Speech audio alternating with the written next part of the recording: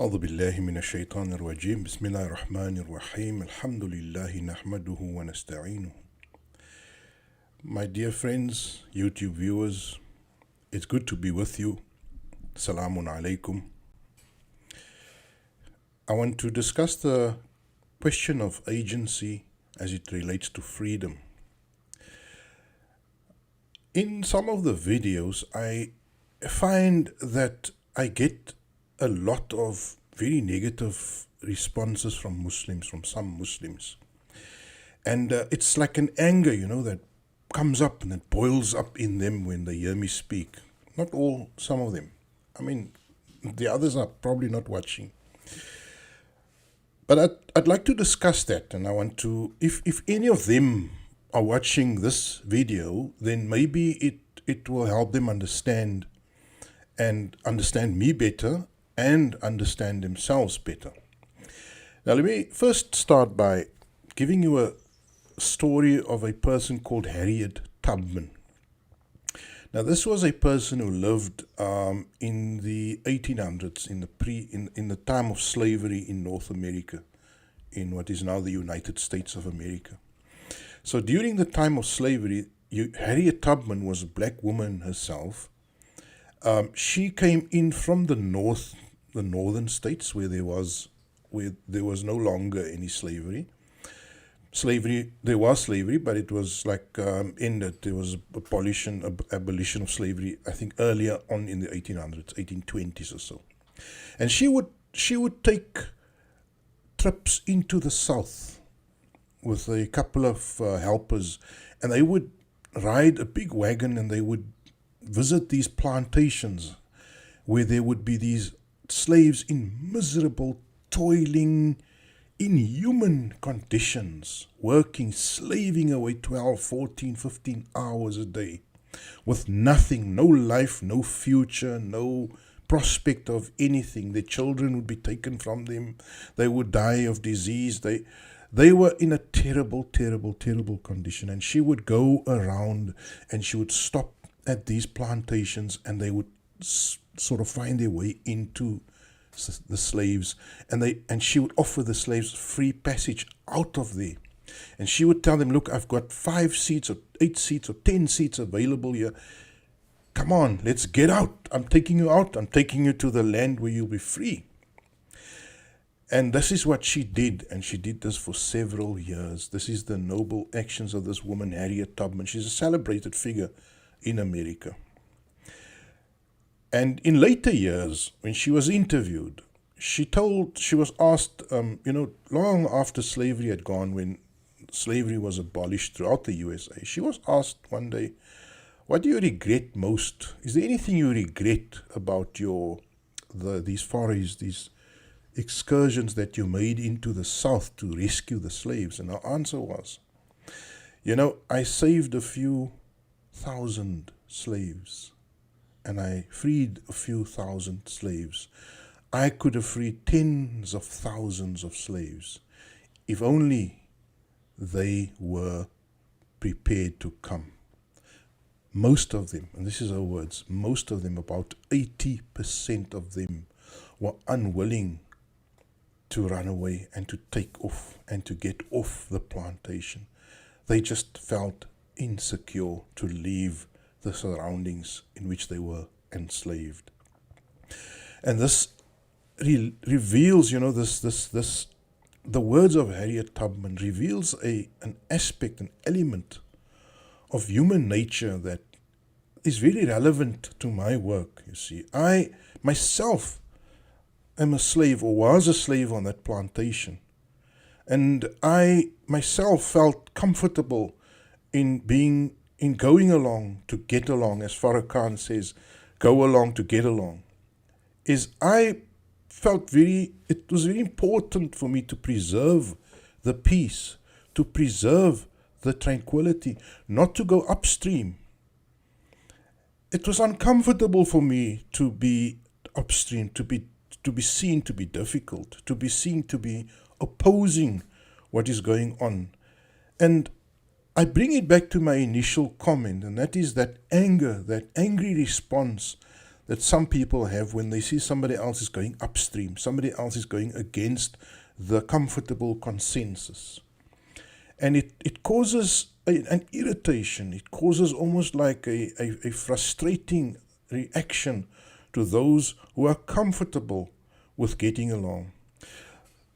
The problem, however, is that if you are sincere and if you have read your holy book, your Qur'an, if you've really read it, not just recited the Arabic and had no inclination of what the meaning is, if you've read the book, if you've read it with understanding, because there's a verse in the Quran where Allah Almighty says, there are those who say they listen, but they don't really listen.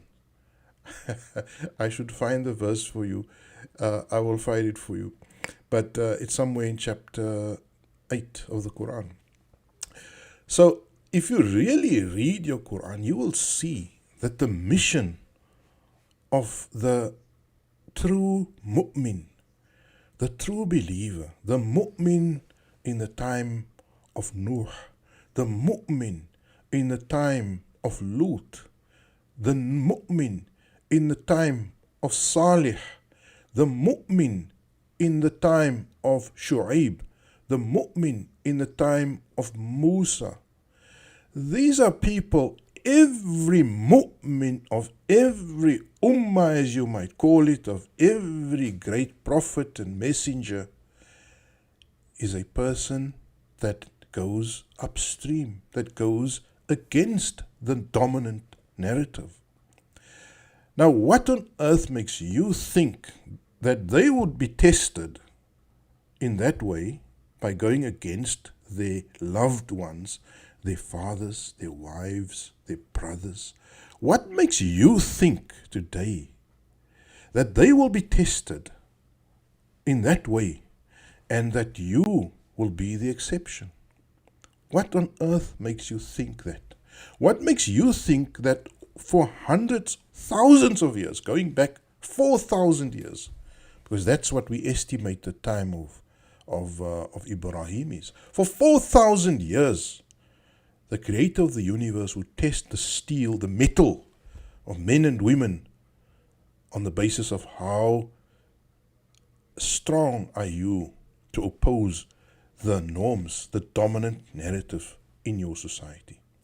So today, you sit and you say, no, but today the dominant narrative of Islam, the dominant narrative of the West, the dominant narrative that I've been taught in school is the good one, it's the right one. There's nothing wrong with the dominant narrative. That is what you argue, that is what your mind tells you.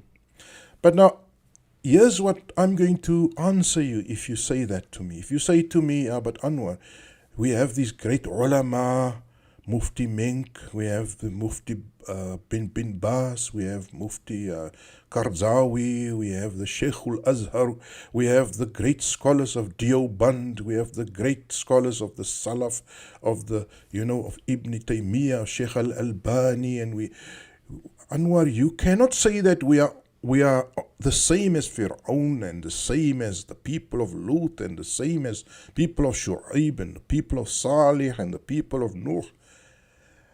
You see, now let me answer you there. Let me offer you this thought. If you look around you, now I've traveled a bit around the Muslim world. I've been to a few places. The great Lord of the universe, Allahu subhanahu wa ta'ala, great is He. He has given me a very great life with many opportunities, and I was able to travel as far as China. I met the Muslims of China, my friends. And I've also gone to the Middle East. I've traveled to Egypt. I've been to Saudi Arabia. I've been in Southern Africa. And I'm a keen observer, my friends.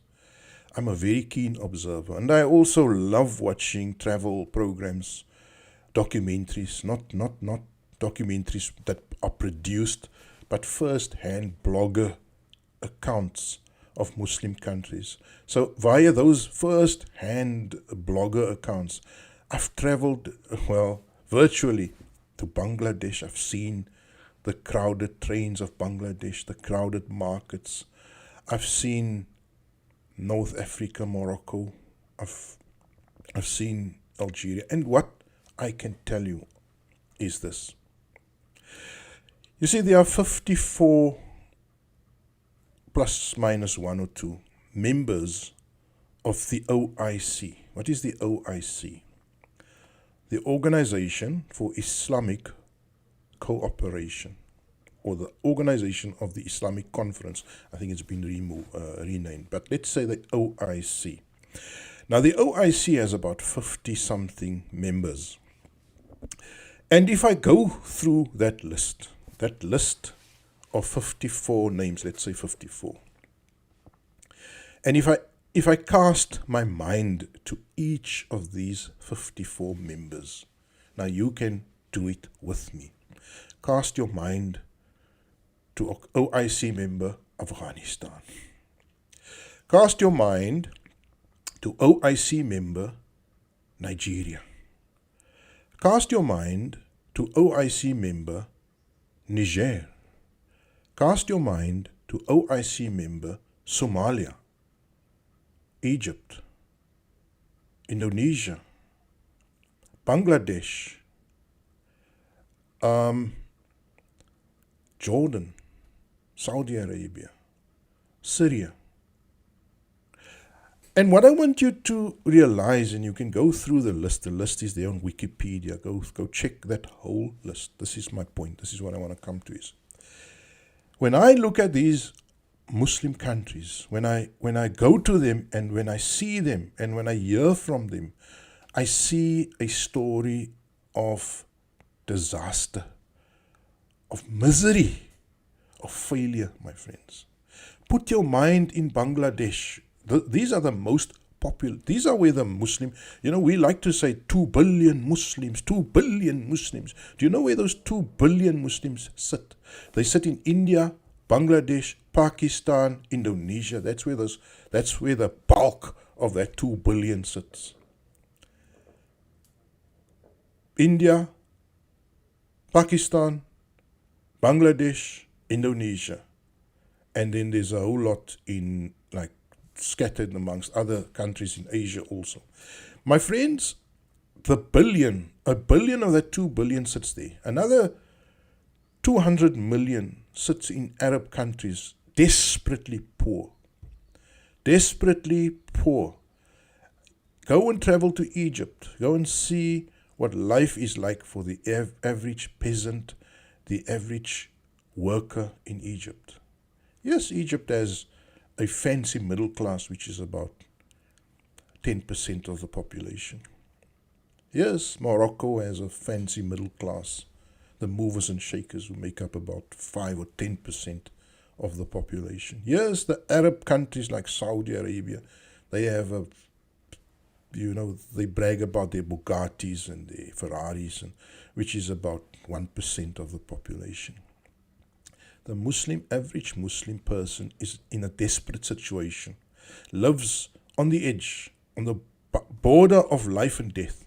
And if an earthquake strikes, such as we've seen a day or two ago in Morocco, they die in masses. 2,000 died, and that's what we know about instantly, because the accommodation, the surroundings, the overcrowding conditions are all contributing to the fact that our people are easy to kill. Our people die easily. My friends, what I'm saying to you is that your people are great in number, but are in a despicable, sad, and shameful state. The conditions that your people are living in are the worst of all nations on this planet. And I haven't even come to the people of Iraq, how they have been humiliated, how their country has been decimated by bombs and missiles. How I haven't even come to a place like Palestine, how that country is brutalized, dehumanized by the enemies, by our enemies. If I if I'm going to be saying that, you know what, life as usual, there's nothing wrong, our ulama is fine, our leadership is fine, Sheikh bin Baz, Sheikh Mufti Mink and Mufti this and Mufti that, and we got no reason to challenge, we got no reason to complain, it's all the fault of the West. My friends, then you are asking me to be like the people of Lut who said, there's nothing wrong. Shut your mouth and fall in line. Now that is what you are asking me to do. But my friend, I take my future meeting with my God, my future accountability with my God, which I will be there alone, not Mufti Mink with me, not my Sheikh from the Muslim Council of Muslim Affairs, not the committee, not the people at my mosque. Nobody will be there. I will be there standing alone facing my God. You're not going to be there, and you're also going to be standing alone. I take that meeting very seriously, my friends. And I look around me and I see the disastrous state of the Muslim world. I see the disastrous state of my own community of Muslims. And all I can think is I need to find a problem. I need to see where the change must happen. And I need to free my people. Now, I haven't even spoken about my community. I live in a town with probably by now close to 1 million Muslims. I live in a town with a healthy sized Muslim population. But what I can tell you is that even in this town,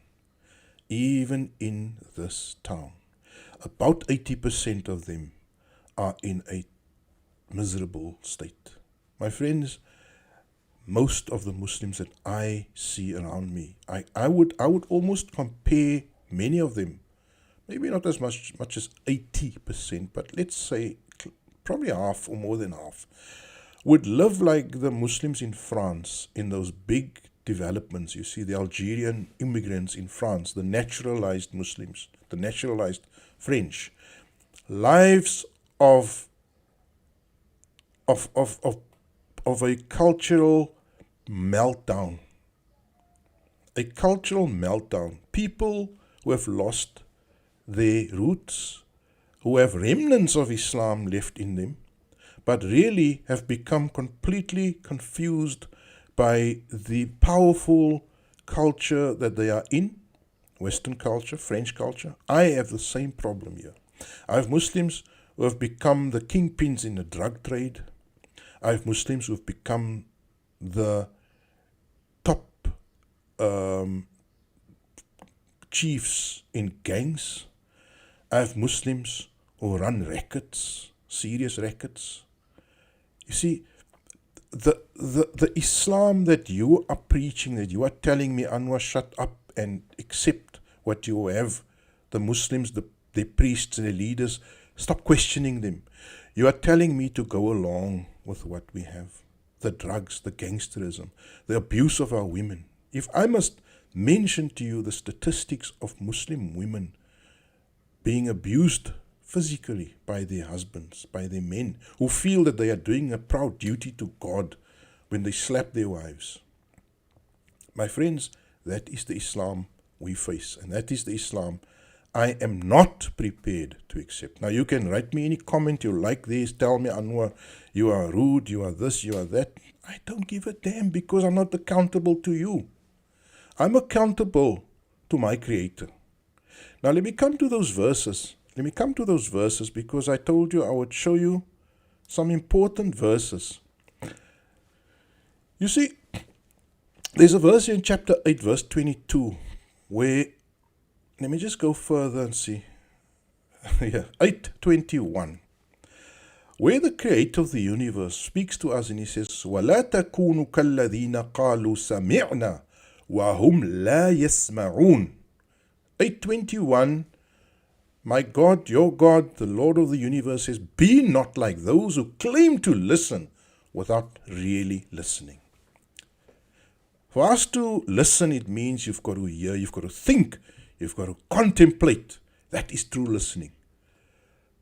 And those people who hear the Qur'an's Arabic They hear the Qur'an being sung in their shops, being played like it's a background music.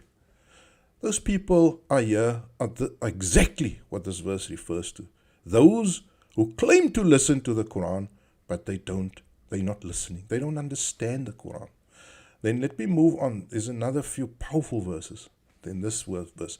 Most definitely, the vilest creatures in God's sight are the deaf and the dumb, those who fail to use their intellect. 8:22. Inna sharra dawab عند الله الصم البكم الذين لا يعقلون. That's not I didn't make this up. I'm not rude. I didn't say people are vile and pathetic creatures. This is your Lord saying this. Inna sharra dawab. Now the word shar already means vile, and then Allah couples that with the word dawab. Dawab. You know what is a dawab? A dawab is a creature, a animal, a beast. The worst of beasts are those who are deaf and dumb because their ears can't get the message. They are deaf to the message. They can't see around them the suffering. They can't see that change is needed. They think the world is fine, just fine as it is. Their leaders, their priests are just perfect. Now look at the next verse here. Oh, now it gets heavy. This is an indictment, another one. If God saw any good in them, He would give them the ability to listen. Had He done so, all they would do is turn around and oppose. So you know what?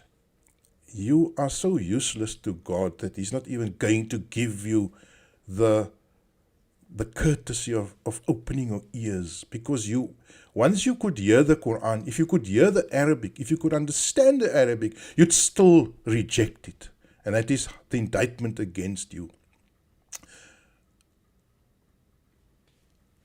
I want to just go to the next verse. Let me just move part. Look at this. Now here comes the crucial point. وَاتَّقُوا فِتْنَةً لَا تُصِيبَنَّ الَّذِي ظَلَمُوا مِنْكُمْ خَاصَّةً. That is a very crucial statement here at verse 25. You should consider that the catastrophe does not only hurt those who did the wrong amongst you. God is strict in imposing consequences. لا تصيبن الذين ظلموا منكم خاصة. You see, the words there, what it means is that when the hardship strikes, as it has struck us now, go to the Muslim countries and you'll see catastrophe. You'll go see catastrophe in Iraq. You'll see catastrophe in Somalia. You'll see the fitna in India, where the Kashmiris and people are just being wiped out. In other parts of India, where the Hindutva. Where you go to Pakistan and you see the corruption of the government, how the people are being treated like worse than animals. Their prime ministers, their elected leaders are being incarcerated and they can't do a damn thing. They're too weak. You see, this verse says that when that catastrophe strikes, it does not discriminate between who is the oppressor and who are the bystanders. You see, you cannot be a bystander. You cannot be a bystander. There are no bystanders in Islam. There are those who do the oppression, and there are those who oppose them. There are those who spread lies, and there are those who correct them. Now, if you sit and you see how your priests are spreading lies, quoting hadith books that have in no way ever been touched by the Prophet never ever dictated anything in those books. His enemies wrote those books. You come and you say that those books written by the enemies of the Prophet. Yes, the enemies of the Prophet did write those books. Abu Sufyan, he's a narrator in the hadith. Muawiyah, the Umayyads, they are narrators. The biggest friend of the Umayyads, Abu Huraira, he's a narrator. He narrates most of the hadith. So the enemies of the Prophet, who come and tell you they're his friends, They've written your Islamic books for you, and you go around and you believe them. And so you go on throwing women with stones to death, barbaric practice. You treat women like junk, like cattle, like just like insignificant members of society. You promote slavery. You promote exploitation. You perpetuate everything. Civil war. You promote murdering people who are not Muslim, who don't want to be or changed, away from Islam. These are all the type of barbaric practices which the Prophet came to end. And you now, in your new Islam, which you think is a better Islam than the Qur'an Islam, you now come and you tell me that is the Islam, not the Qur'an's Islam. The Qur'an's Islam, that's an insufficient Islam. That's an inadequate Islam. You need more. You need Abu Huraira also to put Abu Huraira next to Allah. It's not just Allah's words, you want Abu Huraira also. You see, the problem is, now I'm going to conclude with this. Let me be a bit scientific about this. There's a concept in social science that we refer to as the concept of agency. Agency. And in my own research, right, and I've been researching this field for a number of years. It's the field where I was able to obtain my own doctoral degree in. The concept of agency is a very, very prominent, essential concept within social science. And what does agency mean? Let me get you a page on agency. Agency means the following. Take a look at this. Agency in social science, right? The ability to take action or to choose what action to take. That's the essential core meaning of the word agency. The ability to take action or to choose what action to take. Now, there's two parts to this. The ability to take action, first of all, is the willingness, the readiness, the ability, right, to do it. But the second part is to choose which action to take. Now, today, unfortunately, an agency is also seen as, if people have freedom of agency, if people have the ability to take action or choose which action to take, we call that a free people. We call that a free people. And that is what you find when you go to Western countries, to North America, to Europe, to Scandinavia. What you find is you get people who have agency in them, right? They are able, or until recently, I'm worried about them that they're busy losing it, but they were able to control their governments, to control the administrations in their societies. They were able to take the appropriate action.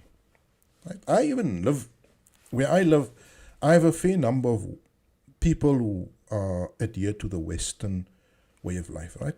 As you might call them, white people, Western people. And I'm able to carefully distinguish, because we also have a Muslim community. See, so we have, I live in a neighborhood of about, say, 200 homes, and about, I would say, half of them would be Western and half of them would be Muslim. And what I see, and I'm able to draw very careful lessons from studying the way people think and operate. You see, the white people in my community are prepared to pick up the phone and call somebody and sort out a problem. The Muslim attitude is generally one of waiting for the white person to do something, and they let it carry on. The problem will kind of like sort itself out, hopefully. But white people don't wait for the problem to sort itself out. They actually pick up the phone, make a call, make another call, escalate. They have the true meaning of the word Karen or Karen. And a Karen is somebody that is not very well liked in like common popular culture nowadays. But it's the person that makes themselves count, that makes them that exercises their choice of action, and that hopefully brings change. Now, the problem with a Muslim, in my experience, is that they have lost that ability. their agency, their sense of agency, which I equate with the idea of freedom. Freedom is the feeling that you are able to make a difference. The Muslim have lost the ability to think that they can make a difference. The Muslim is so deep into his or her state of despair, of defeat, of abandonment, that they've lost the ability to make a difference. And so what they do is it's very deeply entrenched into the heart of a Muslim. The average, I'm not talking about all, right? I'm talking about a general attitude. The general attitude of the Muslim here in my town, in the rest of Africa, in Nigeria, wherever, North Africa, in Asia, in the Arab world, the general attitude of the Muslim is one of complacency, of hoping that God will change it. And every time I go on social media and I hear, the Israelis killed 5 children, then I see the Muslim comments. The Muslim comments don't say, guys, let's mobilize, let's go there. No, what I hear from them is, may Allah give them revenge. May Allah help them. May Allah free them. So basically they're saying what Moses' people said. Go you and your Lord and fight the enemies. We're going to sit here and wait for you to fight. So you basically, your attitude is let Allah solve it. Let Allah solve my problems. And that is what your priests have taught you. Because they are the foremost in being fearful of the enemy, afraid of leading you out into battle. And I'm not saying a war, physical war, but battle has many, many components. The first component of war and battle is to speak the truth to the enemy. And you're not even prepared to do that. You want to keep calm everything, keep them happy. And when somebody speaks against America and against Trump and against Biden, yes, you'll join those bandwagons. But when somebody wants to criticize your kings and your priests, you feel irritated. You just want to criticize Joe Biden. You want to criticize Donald Trump. You want to criticize Western people. You want to fight in the safe zone. That's what you want to do. We used to say, at the time when we confronted the apartheid regime and the enemy was killing and oppressing us, there were people who was mum. They never said one word against the apartheid system, but they would every day speak about the Palestinians. And we would tell them, why do you just fight in the safe zone? Come and fight in the danger zone with me. Leave the safe zone for a while, or you want to fight against the Uyghurs. You want to fight the Uyghurs battle. You want to fight the Kashmiris battle. Come here home. There's a battle here to be fought. Those people, if you can't go there and fight with them, and speaking the truth on social media about something that doesn't get you in trouble is not a brave action, my friends. Come and do something brave. Come and confront the agendas that are really threatening you. Come and confront the Muslim priesthood who's putting you to sleep, who's abusing your mosques. That would be a noble fight. But as I say, 90% of the Muslim world have lost their sense of agency. They are unable to choose the right action and to do the right action because they have become complacent. They fear their kings, they fear their priests, they fear everyone except God. And if you're in that state, my friend, good luck to you. If you fear others, you fear men, you fear being criticized, you fear being insulted, you fear being abused on social media, on YouTube. If you fear that more than you fear God, then you're in a pathetic state. May Allah grant that we shall become of the brave, that we shall become of those who are prepared to speak truth, even at our own cost. And that the fear of men, the fear of priests, the fear of leaders, the fear of kings will in no way intimidate us from speaking the truth, or the fear of people in YouTube comments. Walhamdulillahi Rabbil Alameen.